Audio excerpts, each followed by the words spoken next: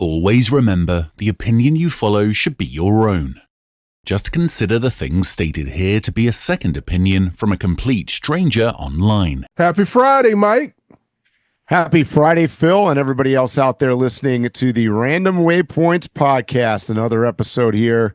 Excited to be with you today.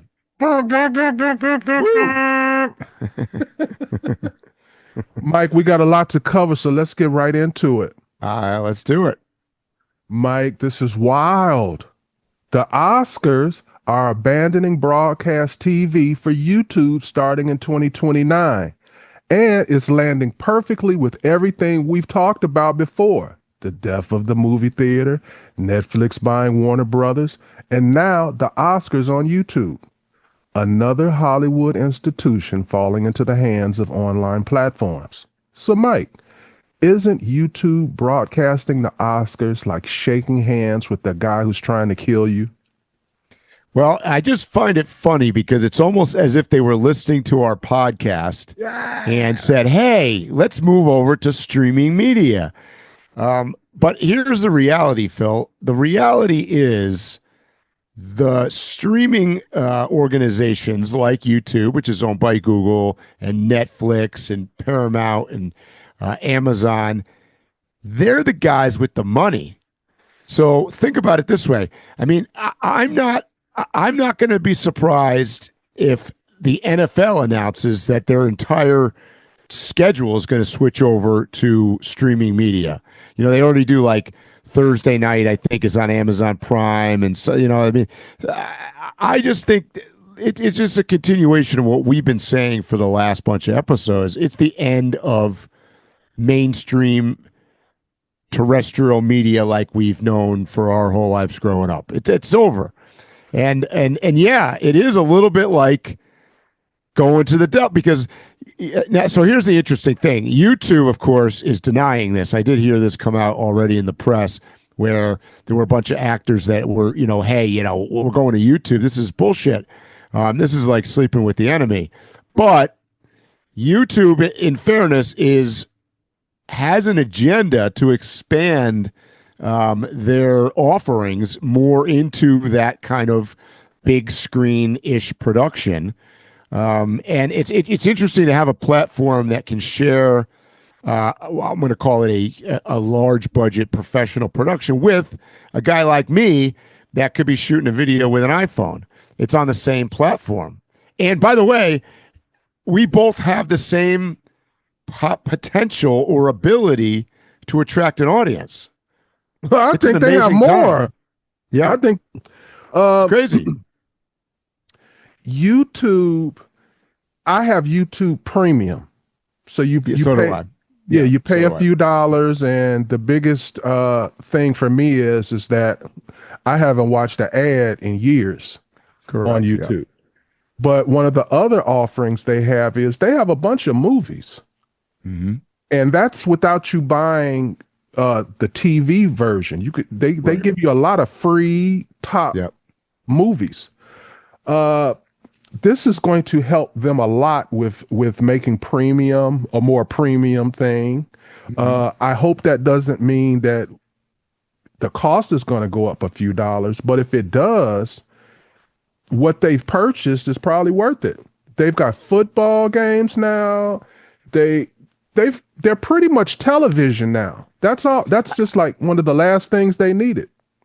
I don't think cost is going to go up because their platform is based on advertising anyways, right? And because you're bringing in a big thing like the Oscars or whatnot, it's just going to be able to drive either one of two things: more advertisers to the platform or more expensive ads, which, by the way, ends up helping YouTube creators like myself as well. So I think this is a win. In a way, this is a win for the little guy. Yes. Mike, sticking with Hollywood, director and actor Rob Reiner and his wife, Michelle Reiner, were found dead in their Brentwood home this week.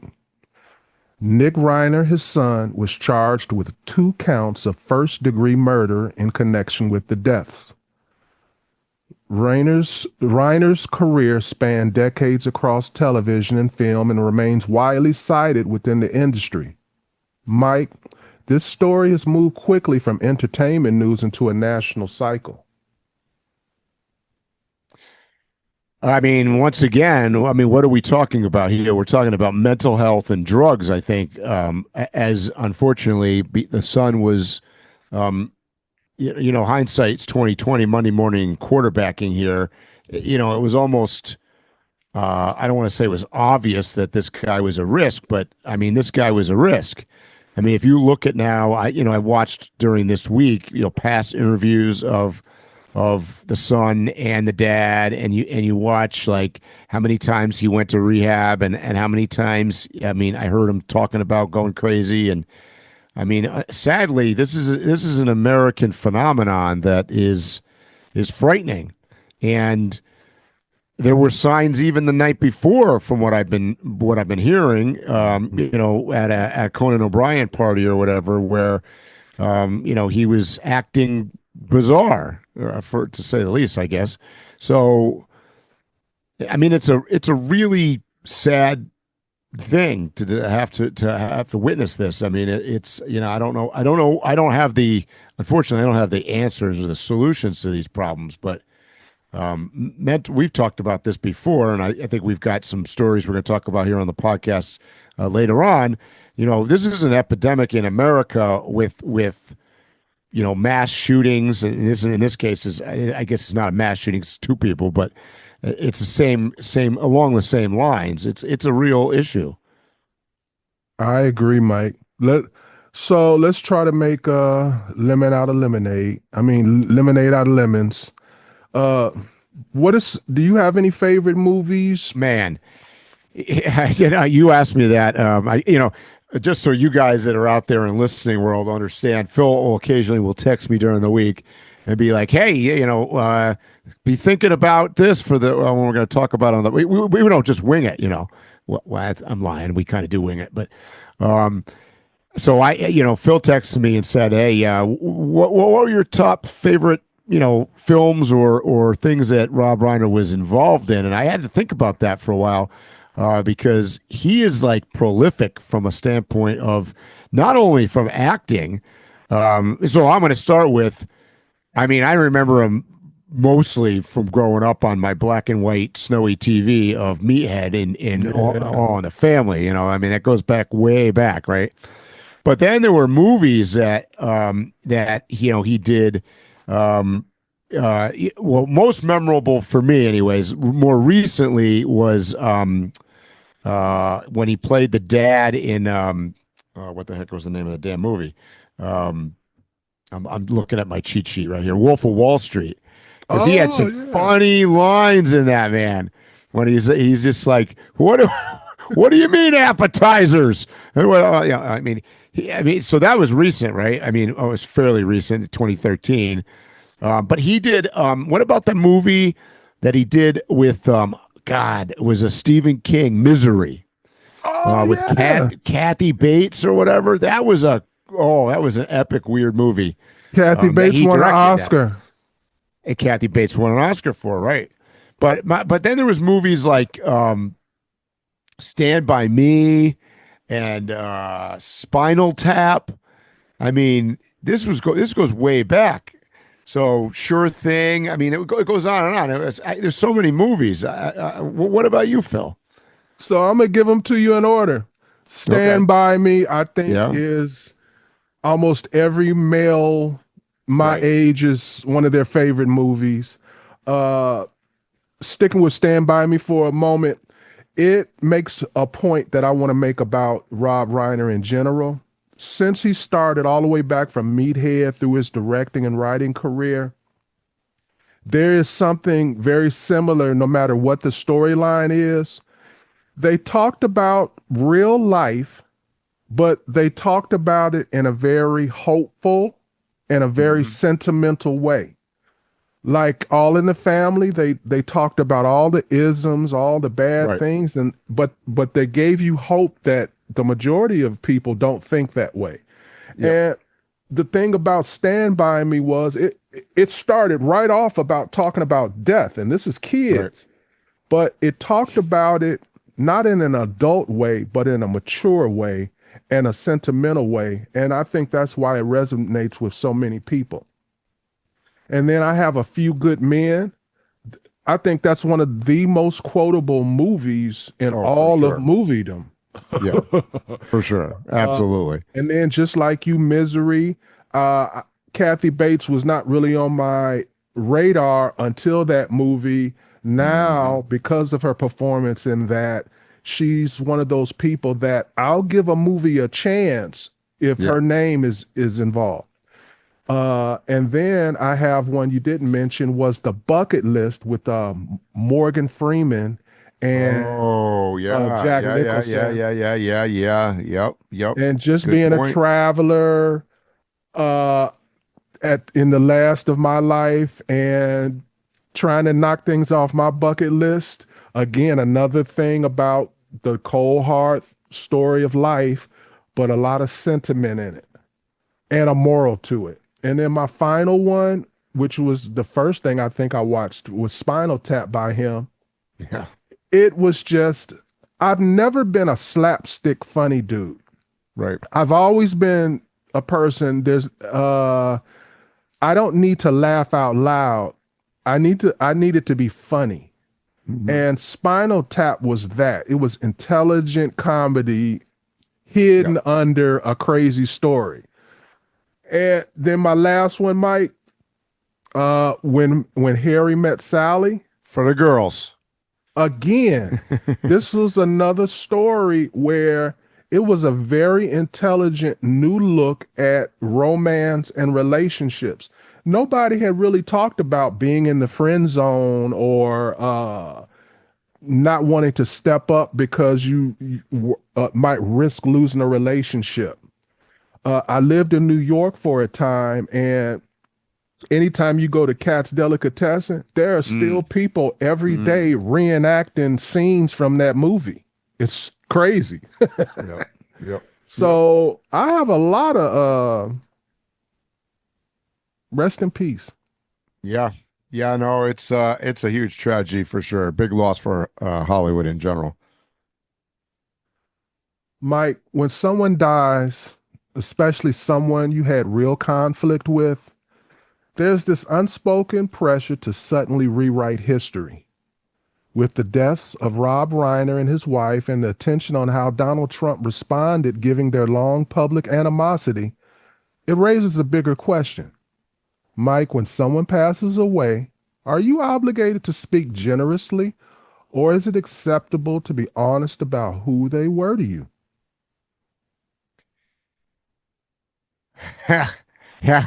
Hey, we do not shy away from saying on the podcast what we think. So here goes. Generally speaking, Phil, I think that honesty is the best potion in this case for most people. So I don't think because, let's say I hated Rob Reiner and I knew him personally or something for some reason, and he dies.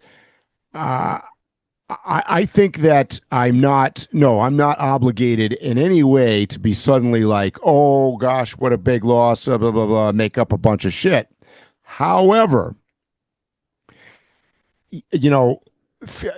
fewer words in this case would be better. Okay. So I would just kind of keep my mouth shut, move on, say, wow, what a tragedy. These things shouldn't happen. Just move on, focus on something else. Having said that, and this is the part where, look, we don't beat around the bush here on this podcast. You've heard me say positive and negative things about both sides of the aisle. Trump was way the fuck out of line, in my opinion. Like, what he said was disgusting. And particularly coming from the president of the United States, that is just completely, in my opinion, unacceptable, unfucking acceptable. And I don't have anything else to say. Well, I think in general, as a private citizen, you hold no obligation to the dead. However, I speak all the time about uniforms and jobs. And if you take a job, you are required to look and act a certain way, period. And depending upon the level of job and the responsibility of the job and the title of the job, that requires even more of that from you. And it doesn't matter how you feel. That's the maturity that you show working that particular job, whether it's a cashier and you smiling at an unruly customer, or you're the president and a national treasure dies. His responsibility in the job is to not do what he did. Well, Phil, let's just cut to the chase. Last time I checked, the president of the United States is supposed to represent 100% of the people. Right. Okay. 100% of the people. So, I mean, just by that definition, 50% of the people are not going to agree with you. They're on the other side. And Mike, presidents literally pay for wordsmiths, more than one. You wouldn't know it from him. I'm no wordsmith, and I could have gave him a quick little sentence where you literally can get off what you want to say and feel and not be disrespectful. Right. Well, me and Mike didn't see eye to eye on a lot of things, but he was absolutely a national treasure. Rest in peace, Mike. Yeah, exactly. Exactly. And that is a you know, I don't know. I don't know if this is on our agenda to talk about here today, but it's grinding on me right now. You know, this week with Trump is just bullshit. I mean, I don't know if you saw the story about the Hall of Fame of presidents or whatever the hell it was, plaques in the White House or outside on the thing, and I mean, this is. I had to triple check the story to make sure that I wasn't being spoofed. You know, I thought it was probably AI or something, and I'm looking at it, and he had plaques made up with the, you know, bronze things with, you know, metal writing and the whole thing, talking about, you know, pretty much raining on everybody's parade except for him. That's embarrassing.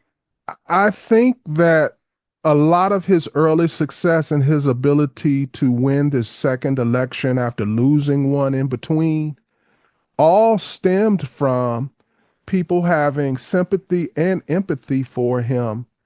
And because of that, they were behind him in some of the things that he did to strike back at those who struck at him.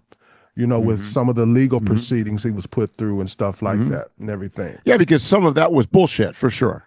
But at a certain point, people are like, okay, you didn't got your get back. Now you're just acting like a spoiled little brat. Well, exactly. Who puts up a plaque on the side of the White House talking about how Sleepy Joe Biden and Obama are the most divisive president in history and all this? I mean, early on, it's unbelievable, Phil. And I don't mind him saying things about Biden and Obama because they did it throughout their term. So I get it. Like I said, I don't have a problem with you getting your get back. But he has really turned it into the most infantile presidency I've ever seen in my life. And who paid for these plaques? And who installed them? And then they were all proud at the press conference. You know, she's saying, "Oh well, you know, he wrote most of these himself." Well, that ain't a plus. I mean, give me a break. So I don't know. I mean, wow. So, Mike, the president used his primetime address Wednesday could keep me going there. A very stark before and after picture of the U.S. economy, saying he inherited the brink of ruin, that Biden-era inflation made life unaffordable, and that under his policies, prices, wages, and even Thanksgiving dinner have all sharply swung back in America's favor. He's listing drops in groceries, gas, airfare, hotel rates, and even rolling out a one-time 1,776 Warrior dividend for every service member. Mike, how do you interpret this kind of victory lap messaging? Do you think it actually resonates with the public, or do people only trust their own bills? Well, first of all, it's not unheard of for a president to be doing a recap at the end of the year in December or right before the holidays. And so him going on national television last night touting what they've done for the first year is not unusual from that sense. Other presidents have done that. However, I'm going to use one example that I have pulled up on my screen right in front of me. You should roll the tape of Donald Trump. He last night, he said the gas prices. I'm going to address some of this because he talked about the economy a lot. And he said gas prices nationwide have dropped below $2.50 a gallon. And in some states, in fact, they dropped below $2 a gallon. I'm quoting him. That's what he said. Mm-hmm. Today, I'm looking at the screen. The national average in the United States is $2.89 a gallon. It's not $2.50. It's not nowhere near $2.50. In fact, there are no states in America that the average is below $2.50. And I don't see any state that's anywhere near $2. So what I'm getting to is his speech last night was chock full of lies. He just makes shit up. It's fantasy. It's not real.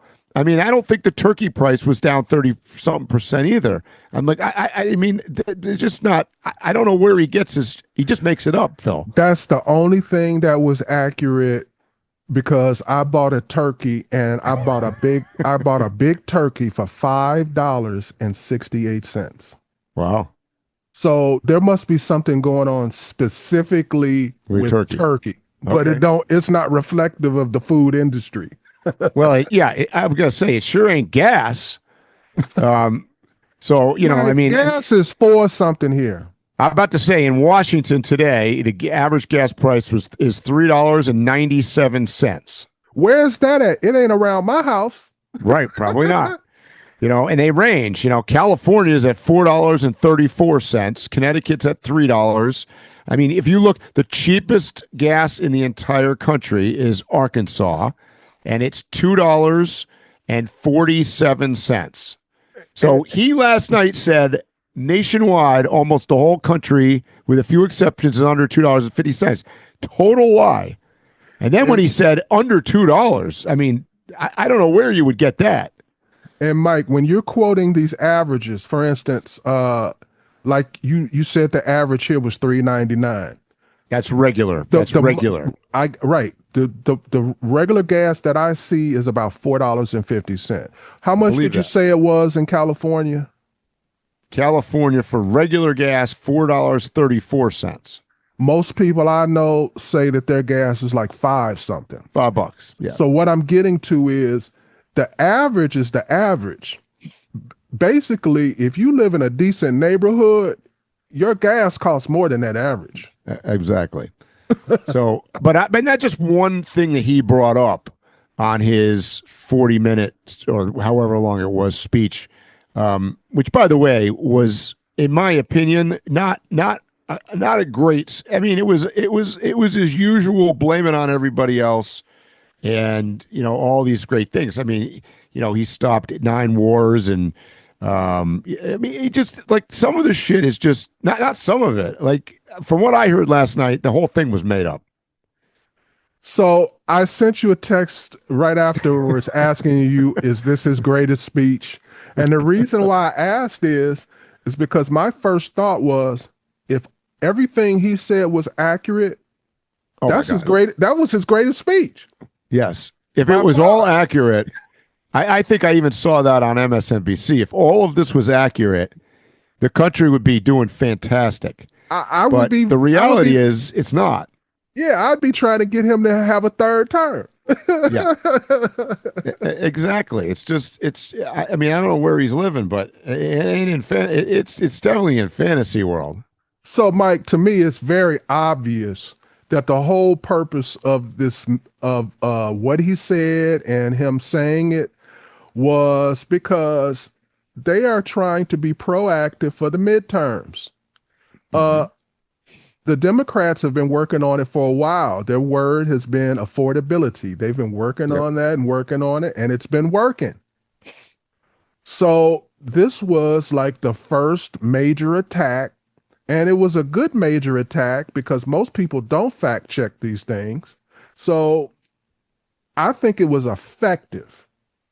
Oh, I don't disagree with that, Phil. And here's the reality of it is, and I've said this before, and I apologize to all you dumb people out there, but Americans are dumb.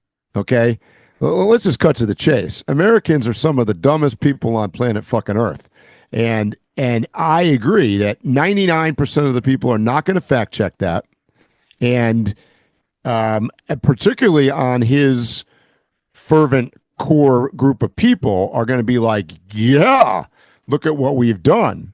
Now, having said that, I'm not saying he hasn't done anything, and he by far, I'm going to still stick by the fact of what I said on prior podcasts. He has done more than any other president that I can in my lifetime. Oh, meaning, no doubt. I mean, he's busy as shit doing all sorts of stuff, good, bad, and ugly, and everything in between. But if you compare him to Biden or you compare him to Obama or somebody like that, I mean, yeah, he's doing a lot.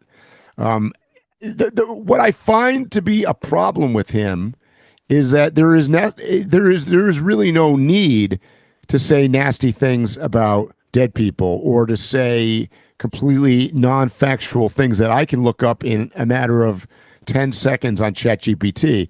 You know what I'm saying? Like, he doesn't need why he needs to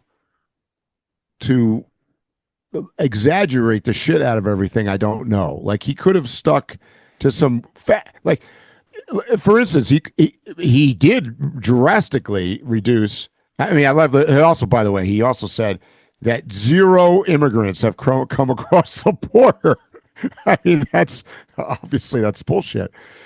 Now, why not just say he shut the border down like nobody's ever seen before and basically has successfully stopped the immigration wave that's coming? That's a fact. That's true.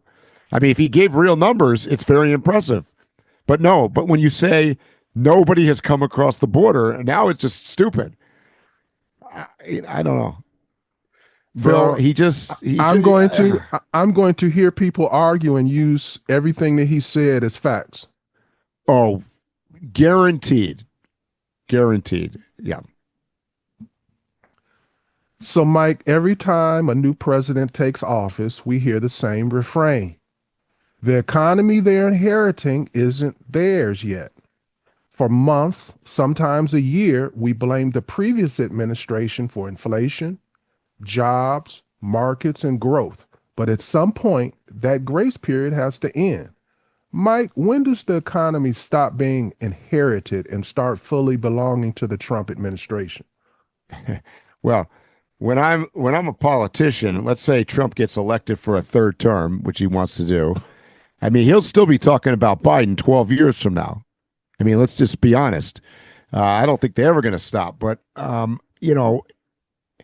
I think, well, it depends on what you're talking about. So if we're talking about financial markets obviously move fairly slowly, but I would say, a year to a year and a half, after that range of time, if you're still talking about what the prior administration did, you're doing the blame game, right?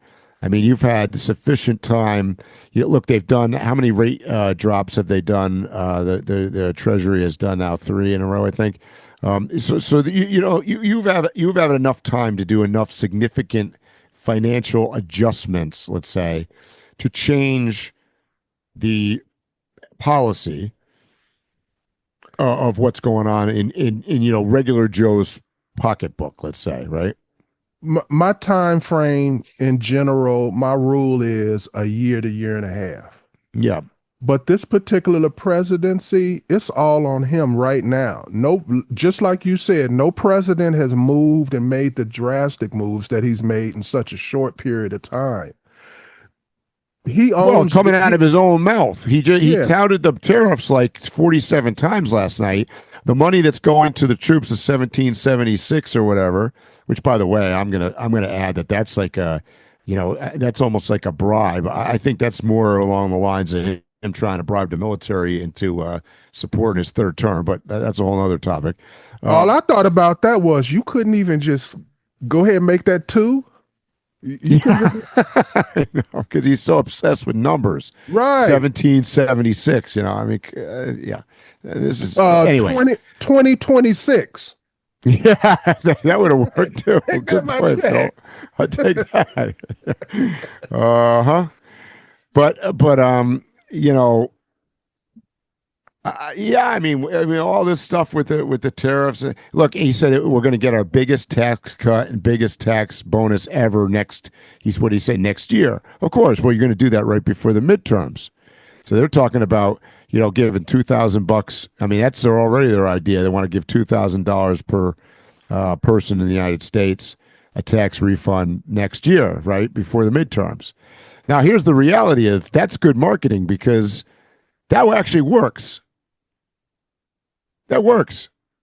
I agree. That's called buying votes. Well, they buy your vote one way or another. Yeah. Yep. So he's messing up nationally.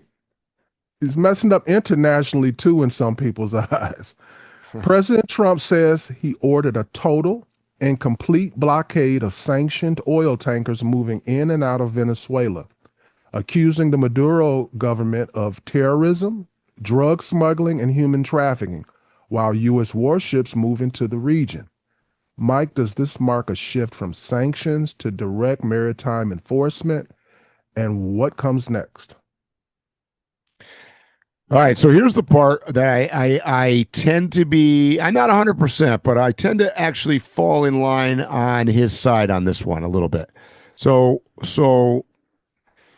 Venezuela has done a number of things. One, it's arguably a terrorist state. It arguably is Maduro did not win an election and stayed in power and cheated the election. I mean, that's pretty agreed upon by just about everybody. The people don't like him. The region doesn't like him. He's dealing with bad hombres, let's say. And if you go back in time, they literally stole a lot of what they have. They did steal from American companies. That's a fact. Not much different than Cuba, by the way. Cuba did it as well. A lot of Cuba was built by the Americans and was invested in by big chains like the Hilton and stuff. And then, when Castro overthrew the government, they took it all. They just stole it, and we had to get out. Well, Venezuela did the same thing. So what Trump is arguing for is getting back, because I wish he would just be honest about it. We're looking for a regime change, and we're looking to get put in a government that was elected by the people that, for all intents and purposes, the woman that was elected is a pro-American. So I get just say it. Just say it. To start talking about, Maduro is smuggling drugs or all this stuff, yeah, they're probably involved in that behind. I mean, I don't think Maduro has any involvement in smuggling drugs or sending out drug boats, So, I mean, that's just nonsense. Like, that just defocusing the whole thing. So to do this blockade of the oil tankers, which, by the way, a lot of these are shadow tankers, and they're dealing with Russia, and they're dealing with, other rogue states that we've put embargoes and whatnot in. I'm not against that. I agree with everything you said except about the election. I don't think he lost or won the election. I think it was an illegitimate election. Yeah. True. And this is what I mean. That particular election reminds me of the movie Sting, The Sting, the first opening scene where they're having a poker game and there's a guy that's going to come in and cheat. And the guy that's already there is cheating too. So when he cheats, he thinks he's won, but then he doesn't win because the other guy cheated. And I believe that's what happened in the election. The U.S. government came in to affect the election so that the lady would win, but then she still didn't win. So then they were like, whoa, because they cheated more. Yep. So that's the only thing I disagree with. But since I'm an American, I'm all for them getting rid of the guy they don't want and getting the girl they do want. Yeah. I'm comfortable in my hypocrisy. And as a traveler, I mean, that's a big chunk of land in South America that's beautiful, has a lot of resources, and a good and at one time was an incredible place to visit. So, you know, I am pro opening that up because that country effectively has been very similar to, say, a North Korea situation. So I you know, I don't know that I love the fact that it has to be the U.S. doing this independently and with nobody else on our team. Well, we got to. We want their stuff. We don't want to share it. That's true. Yeah, that's a good point. I mean, and that's my point, Phil. Let's just call it what it is. I mean, let's just call it what it is. We want to send our multinational. We want to send ExxonMobil in there. Yeah, that's Mike, what we want to do. That's my only issue with politics. Like I just said, I'm comfortable in my hypocrisy. That's the game of politics. You are biased towards your country. Right. Should be. So, Mike, the Treasury Secretary Scott Bessent is calling out several Democrat-led states for refusing to align their tax codes with President Trump's new federal tax law, arguing those states are blocking residents from benefits like no tax on tips, no tax on overtime, and new senior deductions. Mike, is this legitimate state autonomy at work or are governors actively denying voters federally approved tax relief? Well, I mean, I think, unfortunately, we see a lot of activism on the state level against the federal government in certain states. And, you know, you bring up that, and, you know, meanwhile, we got like the Minnesota thing going on where it's like billions of dollars were stolen, and, you know, it's a big, great American cover-up, probably the biggest deal in the history of the United States, yet you barely see it. Like I did a little research, and I went on MSNBC. I went through the bottom of their site. I was reading all about their, you know, their legalese at the bottom of the website, and there was not one iota of a mention of anything about that going on. So there's like significant bias. And if you don't think that there's states biased against this, but you know, this is time for the people in those places to rise up and be like, hey, wait a minute here. If the federal government's saying we should get no tax on tips and my state's blocking me from doing that, you know, it's time to vote people out. But unfortunately, that's not the way it works. I mean, that's just not the way it works. Okay. They can't do anything about the tax break that the federal government is doing. They're implementing a state tax. Right. Which that's legal. But I have a problem with my state or any state using me as the pawn to fight the federal government. Right. And I'm the one that's paying for your bluff or your fight. Right. So that's my biggest issue. And secondly, it's like for instance, here in our state, we don't have income in state tax.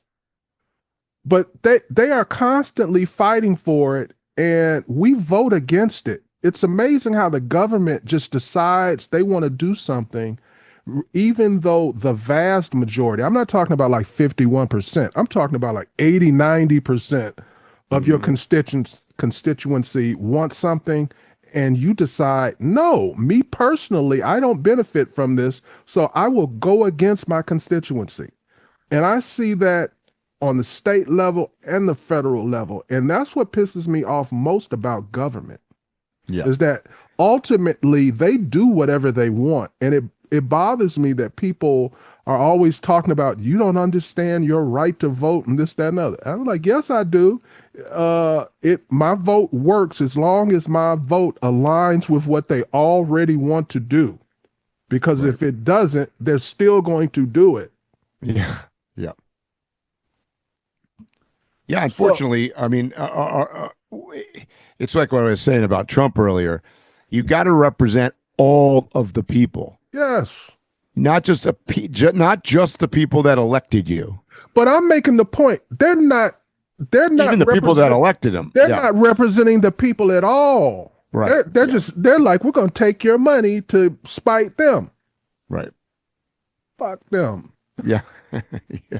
Exactly. Mike, something that isn't being talked about enough is how state decisions could hit people living on the road. Nomads, travelers, overlanders, vanlifers, retirees, folks who depend on seasonal, tip-based work to keep moving. If some states don't match the new federal no tax on tips rules, does that create a real financial squeeze for people who rely on short-term gigs to survive? Absolutely. Absolutely. You know, and we've talked about this on the podcast in the past as well, you know, where as a nomad or a retiree or somebody that's full-time RVing or whatnot, you fall into this weird assortment of a gigantic loophole where you're not legal anywhere really because you don't really have a residence, because that definition in the United States, to have a residence, you have to reside there. And, you know, if you're on the road all the time or traveling around or living at campgrounds or whatnot, you don't have a residence. You don't have a legal residence. So, you know, what happens is, to bring up what you're saying about, particularly when it's state mandated things like that, what nomads are doing, and you see it even around me right here. Like if I had to look at, you know, license plates from American plated cars, 80% of them right here in my town are from South Dakota, right? So what happens is nomads and travelers are picking states that work to their benefit, regardless of what state they're really in or really from or might or may not reside in, sort of part-time or whatever. So, you know, there's a competition between, like, nobody in the world is going to claim like, oh yeah, I'm going to drive around I'm going to be a nomad full time and I'm going to drive around with a California plated car. I mean, you're dumb as a box of rocks if you do that. Like, no, why would you do that? No, nobody's doing that. I agree with everything you said, but I also see the problem is, okay, so I've got a plate in Idaho, but I'm working this part-time job, almost all tips in another state. You're creating a tax patchwork and legal patchwork that I've got to deal with, that hopefully my accountant or some software will figure out, but you've really complicated my taxes. Oh yeah, and it drives up your not to mention took my money. File them. Yeah. Yeah. Yeah. Oh yeah. Yep. And bro, this pisses me off. It doesn't affect me, but I know so many people who have laid out their financial situation to me, who are overlanders or travelers or nomads. And I know that they subsidize whatever other monies they have with these cash grabs from tips and things like that. And they were looking forward to this next tax season. This was going to be a windfall for them. This was going to be an opportunity for them to update something or repair their vehicle. This was going to allow them to replenish a few dollars in their bank that they lost during COVID. So and they're getting screwed because they worked in a state where the leadership of that state wanted to, get a slap in on Donald Trump.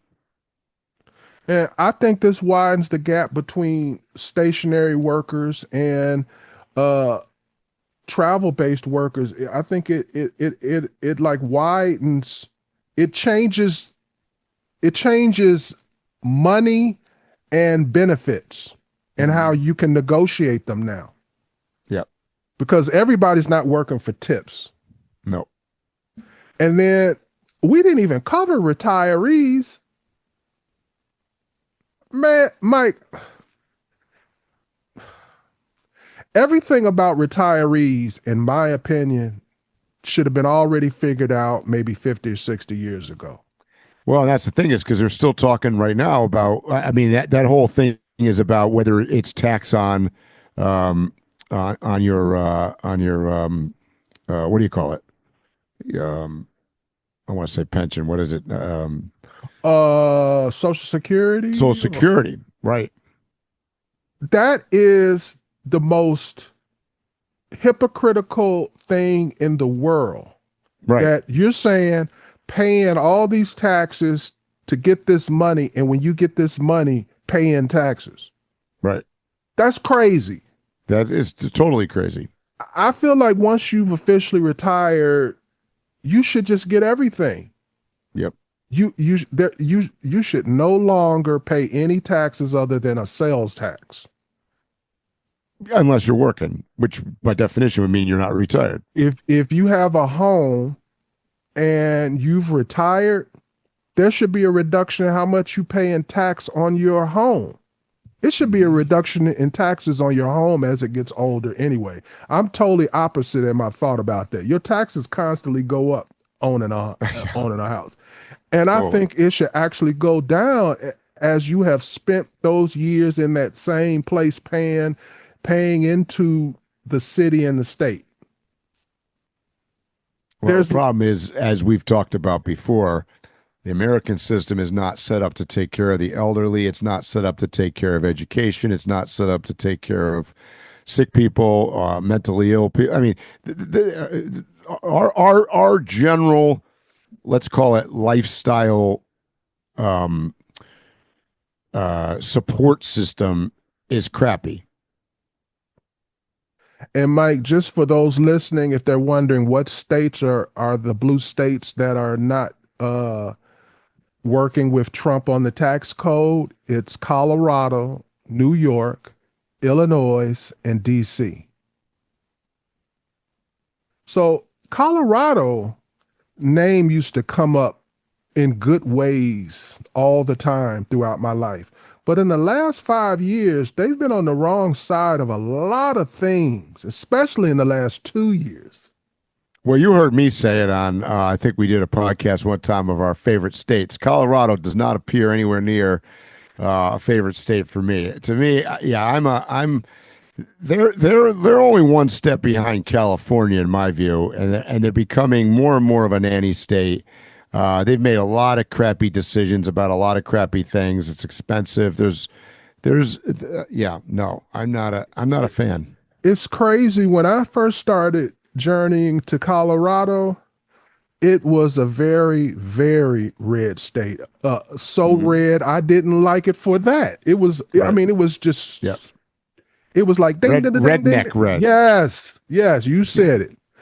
And now it is like, well, because so many out-of-staters moved into the Denver Front Range that all the people are located in that misery hole between, say, Fort Collins and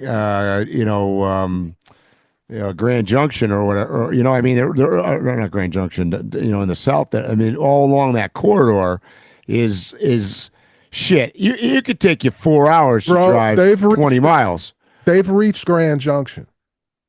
Yeah, absolutely. They've reached. Any like real city on that west side. Has changed. That's a good point. Yep. Colorado. I used to love Colorado, man. That was like top 5 states that I would recommend. I hear you. I hear you. I mean, it's still obviously a beautiful state, but man, not where I would want to live. Mike, when I was in Fairbanks, Alaska, I accidentally wandered several floors into a restricted area at the University of Alaska, right where they were restoring the famous Into the Wild bust. I posted about it on Instagram. Yep. I wasn't supposed to be there, but once questioned, I was welcomed in with no real security barriers. Looking back now at today's campus shootings, it's unsettling how easy that access was. So my question to you is the era of open, unsecured college campuses officially over? Well, I mean, that's a good question. I mean, we're talking about obviously this Brown University incident in Rhode Island, and what's come out to me is that holy hell! I mean, Rhode Island must be lacking in law enforcement or something. But Wow. what a bunch of dingledorfs! I mean, did you watch these press conferences? I'm like, who the fuck are they hiring in Rhode Island? What is wrong with that state? Mess. And you know they get up there. They couldn't give an answer as to whether it was a targeted shooting, whether it was random, whether it was somebody that was had a key card to the building. They got no camera footage barely of this guy. They took the wrong guy into captivity. I mean, what in the hell? The more I watch the thing is the more it seemed like it might have been a targeted thing, because look, if you're going to commit a mass shooting, would you do it on a weekend? And would you, one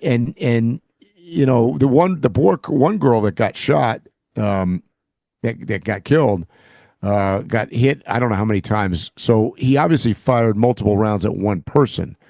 So, but these are answers that they're not willing to give, but more likely it sounds like they just have no idea. And now I've heard some rumors that it might be connected to that other college shooting. And this brings up a whole other topic of what you've talked about, whether this is all part of, or let's call it a conspiracy or something deeper going on here, because, the policing is so bad at the Brown thing, you start wondering whether the university is hiding something. Like, it's that bad. Mike, we're seeing mass casualty attacks happening with disturbing frequency, and more of them are aimed at specific communities, including Jewish gatherings like the Hanukkah celebration attacks at Sydney's Bondi Beach, where 15 people were killed and dozens more injured. This wasn't random, it was targeted. Mike, was driving this rise in ideological violence, and why does the Jewish community seem to be increasingly in the crosshairs? Well, I think that's an easy thing to answer, if you ask me. I mean, there's a rising sentiment there, which was largely, and I'm not justifying this, but it was largely because of Israel and the Gaza Strip, and the rhetoric. It's just, there's so much media rhetoric, and a lot of it starts in the United States. The two sides arguing back and forth between the right and the left, and that creates people that have just strong emotions. And unfortunately, if you are somewhere on the spectrum of mental illness, those emotions can turn into, I got to go do something.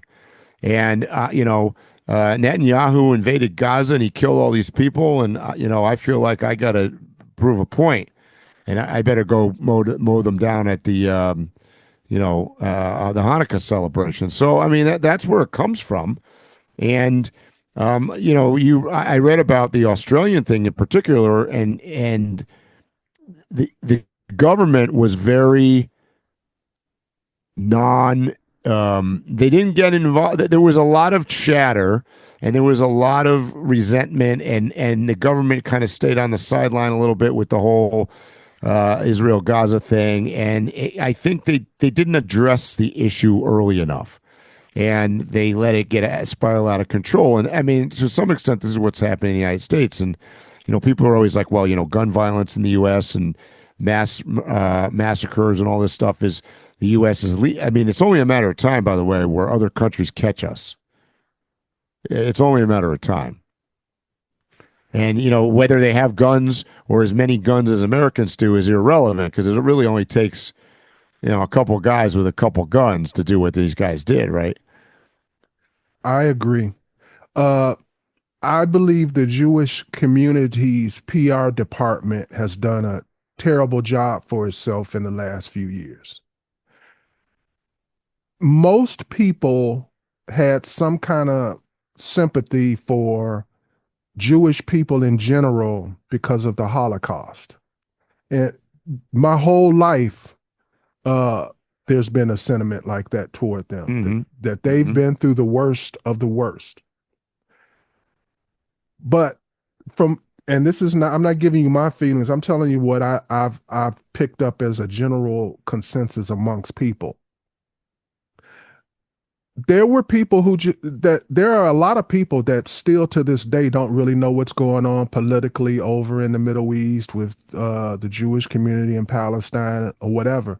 But they do know that at one time the Jews went through a Holocaust and it was horrible and we feel sorry for you.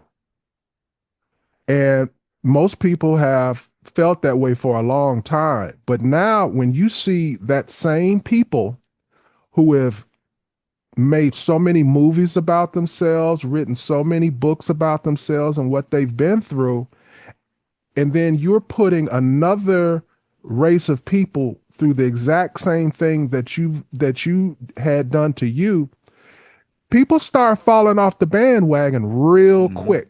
Yep.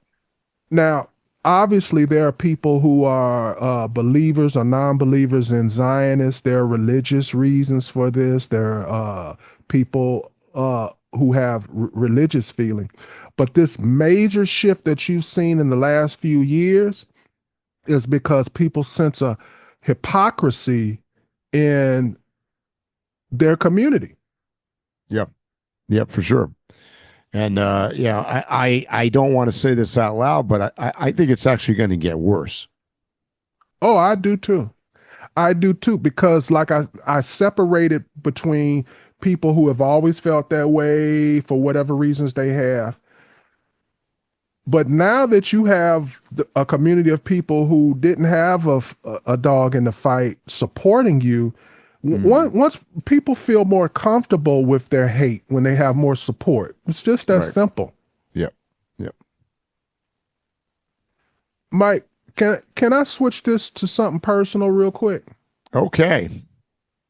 Because I do a lot of editing. I've worked in pretty much every level of film industry, media that you could possibly think of behind a camera. So this is kind of something personal here. Okay. I think we might be watching the beginning of the end of editing software as we know it. For decades, photography and video editing meant mastering Photoshop, Premiere, Final Cut, layers, masks, timelines, plugins, all that stuff.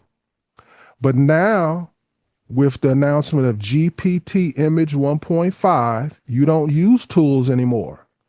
You just describe what you want. And if this trajectory holds, only the most complex Hollywood productions will still need actual editors. So, Mike, are we entering a world where traditional editing software simply becomes obsolete?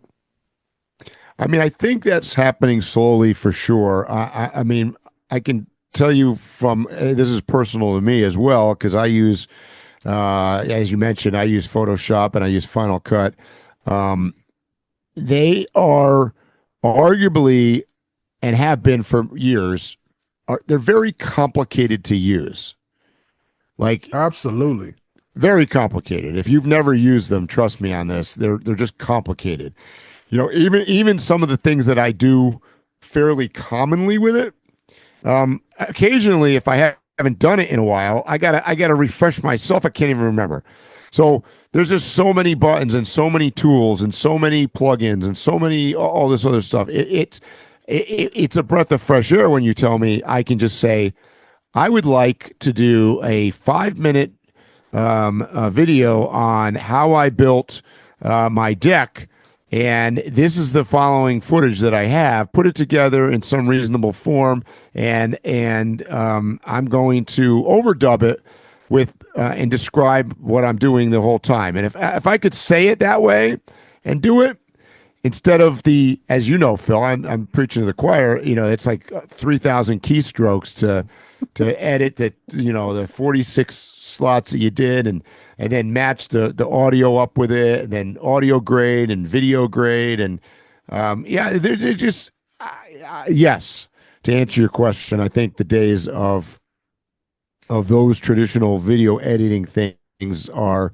I don't know that it's going to happen super quickly, but we're definitely headed that way. They all, by the way, they all have AI plugins to those programs already as it is. Right.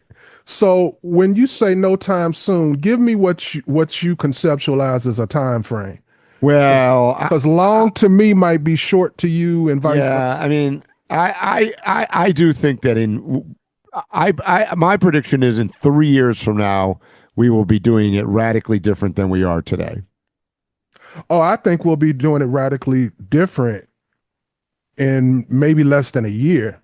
But I think we'll see like our first software where it's more voice commands in the next 3 years. I mean, you can look at some of those like Canva as an example. Mm-hmm. That is the god awful piece of shit. Okay, like you could tell I'm not sponsored by them. Any of you guys out there, you just know it's garbage. That thing is shit. Anyways, off my soapbox. But that is an early stage of a little bit of what we're talking about. That's a one-stop shop for producing anything. I mean, they spent so much money running ads during, I don't know what I was watching. They were running Canva ads. It's like, yeah, I mean, it'd be great if it did what you said in the ad, but it doesn't. Right. The amount of skill that it takes to use a lot of these AI editing things is equivalent to the skill you needed before. I know. Maybe more. You have to remember so much. Right. So, Mike, is there anything else you want to talk about? I think that's good for today. I want to wish everybody a Merry Christmas for next week, because our next podcast is going to occur the day after Christmas, and Phil and I are going to be doing a sort of, I guess we'll call it a year in review, right? Is that what I want to call it? Because that'll be actually the last Random Waypoints podcast of the year, because the following week is 2026. Woohoo! Unbelievable, right? So we're still putting together next week's podcast, but it's one of the rare ones where we're actually preparing in advance. So this should be one of our best ones. Oh, yeah, or worst. Maybe we're over-prepared. Anything else, Mike? That's it for today. All right, guys, you know what I'm going to say. Stay safe, tread lightly, and hopefully we'll see you here or on the trail soon. You have been listening to Waypoint Overland's Random Waypoints. Like, subscribe, and stay tuned for more.